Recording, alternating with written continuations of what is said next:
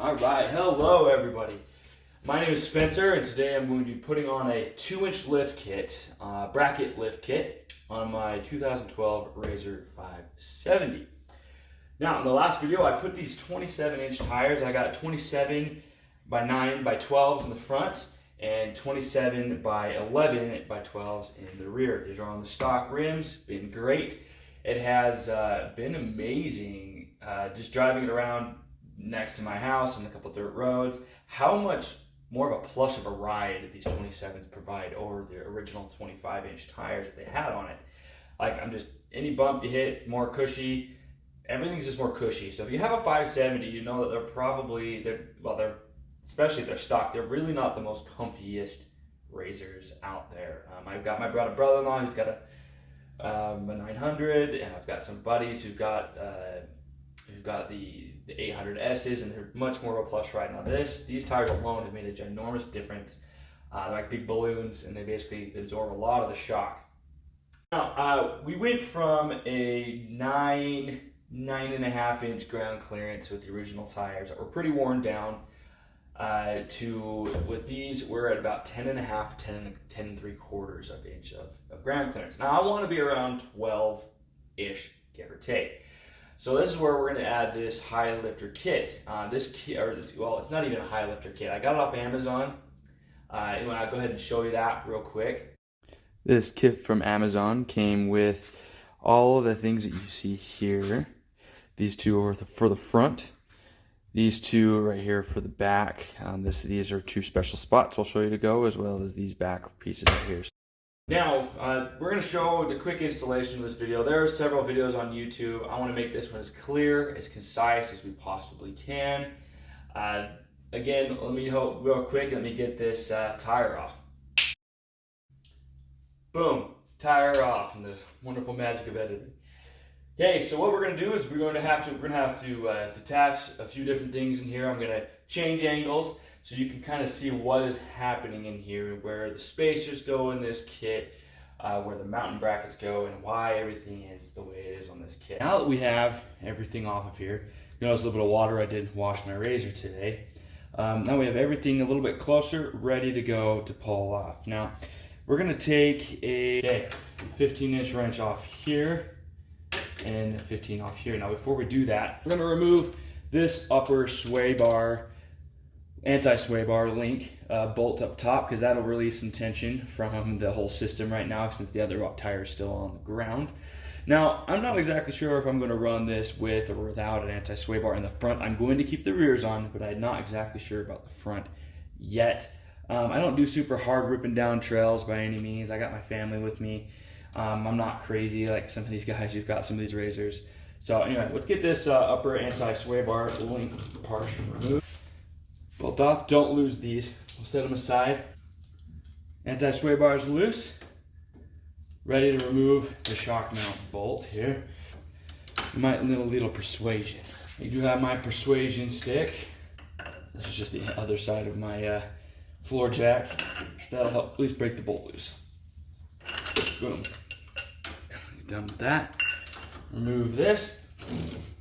Again, now we don't want to lose any of the hardware that was existing, because we're going to want to keep everything just in case. Now this was Loctited on.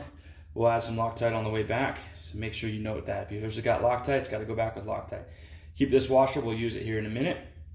And keep this nut, because we might keep this bolt. We'll kind of see what we decide to do. Now, should really easily remove the anti-sway bar link, and because we've undone it from the top, it should come out pretty easily. Now, because you could replace these bushings if you want. I'm not going to, but there we go. So now we got the sway bar off. In here, you've also got a spacer. Don't lose that spacer. And let's see if we can gently tap our bolt out here. Rubber mallet. Good. Get that all the rest of the way. Should be, at least here. Can lift up on the control arm. Good. Now, I'm more keen, personally, to keeping the original hardware. And I will, basically what I'm going to do is if I'm running the original hardware, I'm going to remove the sway bar. Today I'm going to keep the sway bar on and I will deal with it later. The new bolt you have does compensate for the additional width of the new plate because there's going to be a little bit of additional width and this belt will help do that. Okay, so now that we have that off, the shock should be nice and loose up top, figuratively speaking. Okay, next thing, what we're going to do is, for this particular one, according to the high lifter instructions, we're actually going to rehook the sway bar to the lower portion of the bracket, and then the higher portion will just take care of the bolt. Now, again, Amazon kit might be missing a washer, but we're gonna roll with what we have now and I might replace it later. So first thing we do, take one of the smaller bolts that came for that part, open it up. I'm gonna insert through the top portion of the lift kit. Now again, we have that flat edge. That's gonna help us get around the welds here. So I'm gonna insert that right through there. And then we do insert 2 washers in between the things because we got to make up for the gap of the original bracket. So there's that one, it goes right there. Done. Then we're going to slide it through the shock mount itself, shock eyelet. Take another washer right there and take the other bracket. Again, we're looking for that flat edge. It's going to be going against that. Right on top, right here. Now, and we're going to pop on this lock nut here. I'm going to just snug that up. Now we just have that started. The bottom is a little bit different. So you're going to be given some of these spacers. And these spacers are going to go at the bottom portion. Okay, and this is going to make sure that the original bracket doesn't collapse on itself. So a washer. There is one extra washer. Add that bolt, take this spacer, slide it right up in there. I'll get some B-roll of this in a minute here, but slide that through right there. Okay, so now we're back to where we were. Slide that spacer that came with the original right on, okay? And then this is where you kept your original sway bar link, feeding up through the top of the sway bar, onto the new bolt. Then you're going to take that washer here to help hold it all together and the new lock nylon lock nut. Now we should have everything we need to tighten all of this up. So I'm gonna tighten this top one here. I'm gonna tighten this bottom one here. Everything should be lined up. I'm just using an adjustable wrench just because it makes things much easier here. Now, I'm go ahead and snug everything nice and tight. Do that to the top here, same thing. Go ahead and insert our last bushing here. The one extra part I did forget was this spacer right here. Now this spacer actually goes on top here. This is going to be a little more difficult. Now what this spacer does is it goes right here because your sway bar is not, because you got more travel here, you're going to need to compensate for that up top, or your sway bar is not going to have the proper angle. So you're going to move this up here, that'll move that bushing up, and that'll allow everything to articulate as if it was there on purpose. Okay, now I got it on. So there's this little spacer here that goes underneath those to kind of compensate for that little bit of a lift to relieve some tension off of the sway bar. There it is. It's all attached on. And we're gonna go ahead and move on to the rear. Again, this is super easy. If I wasn't filming, I probably could get this on within a few minutes. It's really hardly any effort to do it.